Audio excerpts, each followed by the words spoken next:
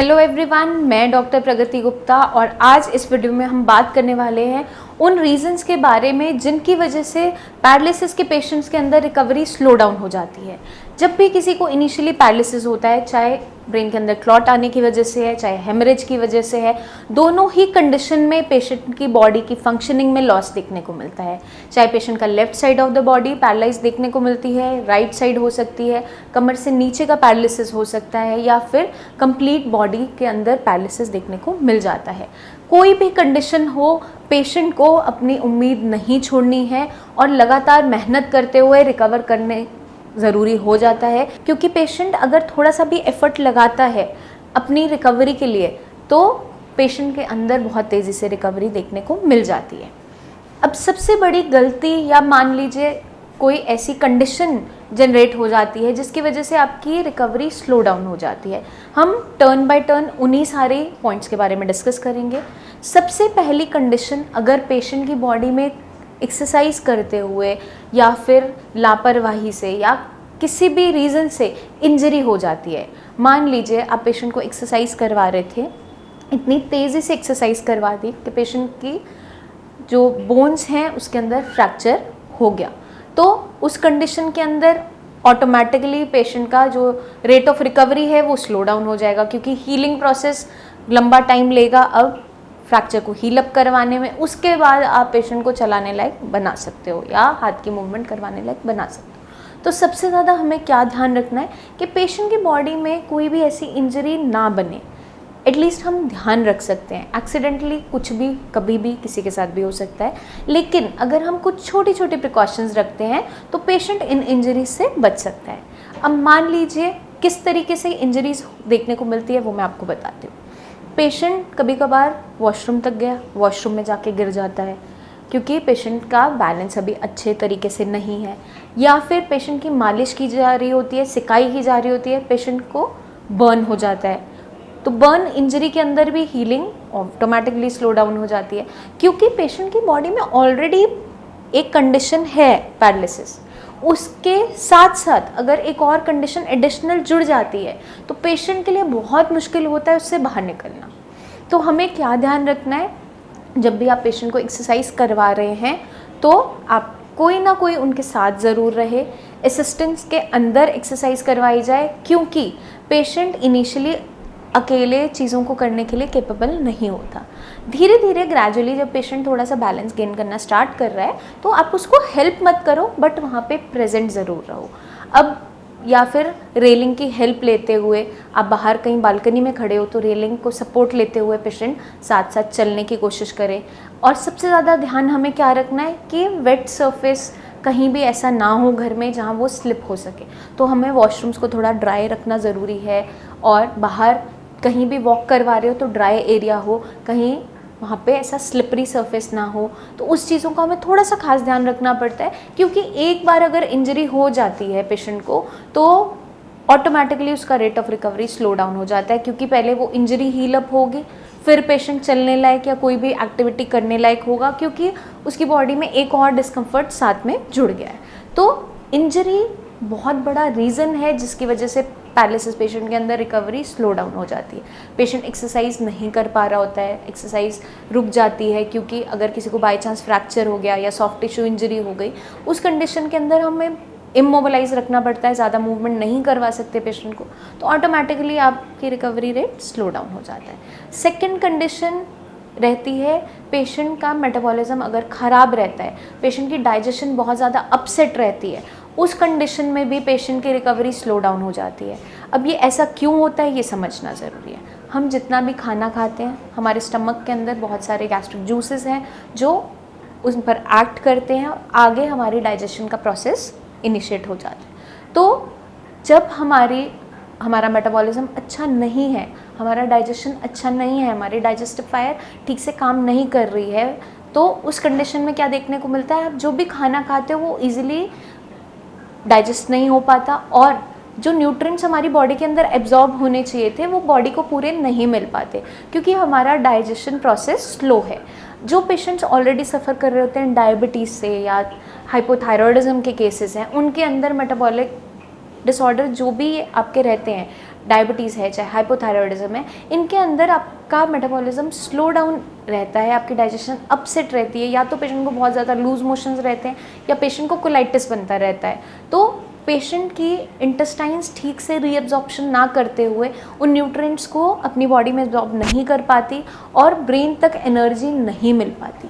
इसलिए आपकी ब्रेन की रिकवरी के लिए भी आपका पेट का ठीक होना बहुत इम्पॉर्टेंट है।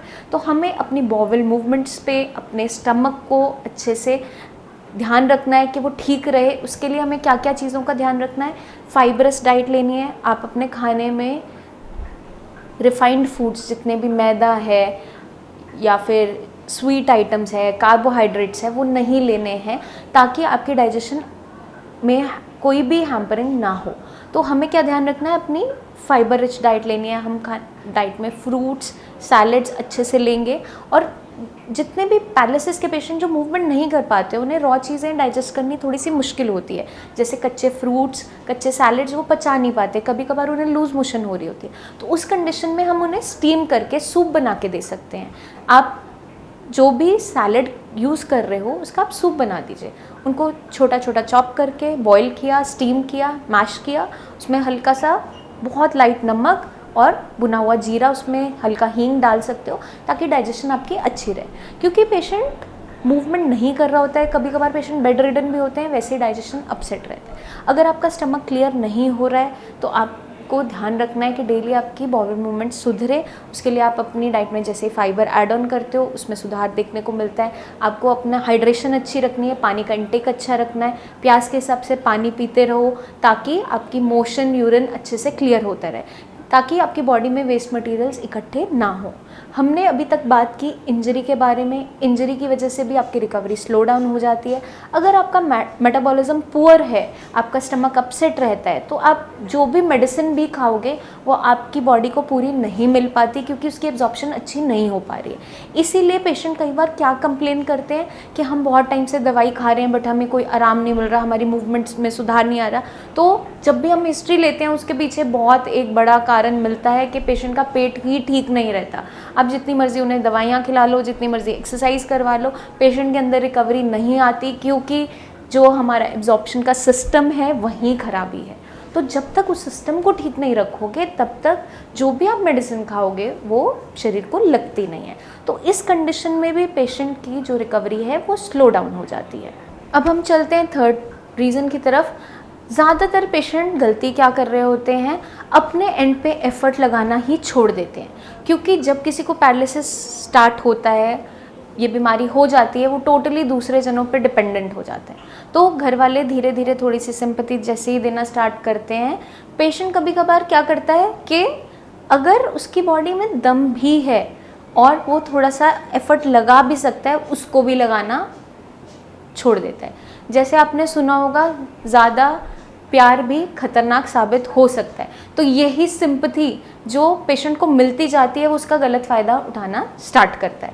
क्योंकि पेशेंट कई बार, जब भी मैं हिस्ट्री लेती हूँ पेशेंट की और सामने एग्जामिन कर रहे हैं, बात कर रहे हैं उनसे, तो पेशेंट क्या करते हैं? पेशेंट के घर वालों से अगर पूछो, ये कुछ बोलते हैं, बताते हैं, तो वो बोलते हैं नहीं। जब मैं यहाँ पे उनका टेस्ट लेती हूँ और उनसे बुलवाने की कोशिश करती हूँ तो वो कुछ कुछ वर्ड्स बोलना स्टार्ट करते हैं। अब घर पे वो क्यों नहीं बोल रहे होते? क्योंकि वो इशारे करके सारी चीज़ समझ लेते हैं। उन्हें पता है कि मुझे बिना एफर्ट किए ये चीज़ मिल जाएगी, तो वो एफर्ट लगाना ही छोड़ देते हैं। अगर पेशेंट को खाना या पानी चाहिए होता है तो वो इशारा करता है, बस घर वाले फटाफट समझ जाते हैं। घर वाले बहुत खुश हो रहे होते हैं कि हम पेशेंट को बिल्कुल समझ पा रहे हैं, इसकी मदद कर पा रहे हैं, बट उन्हें ये चीज़ समझ नहीं आ रही होती है कि यही मदद पेशेंट के लिए बहुत ही गलत साबित हो रही है। क्योंकि पेशेंट अब अपना एफर्ट लगाना ही छोड़ देता है। उसे लगता है मुझे चीज़ मिल रही है, मैं क्यों एफर्ट लगाऊं। वैसा ही सेम हमारे ब्रेन के साथ है। ब्रेन को जैसे ही आसान रास्ता नज़र आता है वो अपना काम करना छोड़ देता है। तो कभी भी ऐसा नहीं होने देना है। पेशेंट को उतना ही सपोर्ट करो जहाँ तक रिक्वायरमेंट है। अब पेशेंट अगर केपेबल नहीं है मूवमेंट के लिए, इनिशियली आप उसको सपोर्ट दो, ज़रूर दो, असिस्टेंस दो, बट कम्प्लीटली अपने ऊपर डिपेंडेंट मत बनाओ। क्योंकि धीरे धीरे पेशेंट को वो हैबिट हो जाएगी, उसके ब्रेन को ऐसी हैबिट हो जाएगी, और इन्हीं गलतियों की वजह से आगे चल के रिकवरी स्लो डाउन हो जाती है पेशेंट के अंदर। तो आई होप आपको कुछ कुछ समझ में आया होगा ये रीज़न्स जिनकी वजह से रिकवरी स्लो डाउन हो जाती है। एक और रीज़न है जिसकी वजह से पेशेंट्स के अंदर रिकवरी स्लो डाउन हो जाती है। पेशेंट पूरा का पूरा फोकस करता है अब मैं ये दवाई खा रहा हूँ, बस दवाई खाते ही मैं ठीक हो जाऊँगा। अपने एंड पे एफर्ट लगाना छोड़ देता है, बिल्कुल मूवमेंट नहीं करता है। अब मैं दवाई खा रहा हूँ, ये गोली खाऊंगा, मैं बिल्कुल ठीक हो जाऊँगा, इससे मेरी मूवमेंट आनी स्टार्ट होगी। ये जो अप्रोच है ये बहुत ख़राब है। अब ये अप्रोच क्यों ख़राब है उसको समझना ज़रूरी है।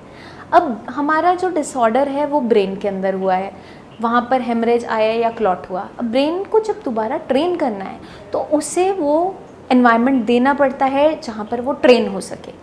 मेडिसिन ने वो एनवायरनमेंट तो दिया, वो कोशिश तो की, लेकिन आपने खुद की मूवमेंट ना करते हुए, कोई एक्शन ना लेते हुए, जब एक्सरसाइज आपने छोड़ दी तो ब्रेन तो कमांड दे रहा है बट हाथ में मूवमेंट नहीं आ पा रही क्योंकि वहाँ के मसल्स हो गए हैं टाइट या फिर बिल्कुल फ्लैसिड, टोनिसिटी नहीं बची, ढीला पड़ गया है हाथ या पैर या वहाँ की मांसपेशी, या फिर बिल्कुल कंप्लीट अकड़न आ गई है, मुट्ठी टाइट ही रहती है।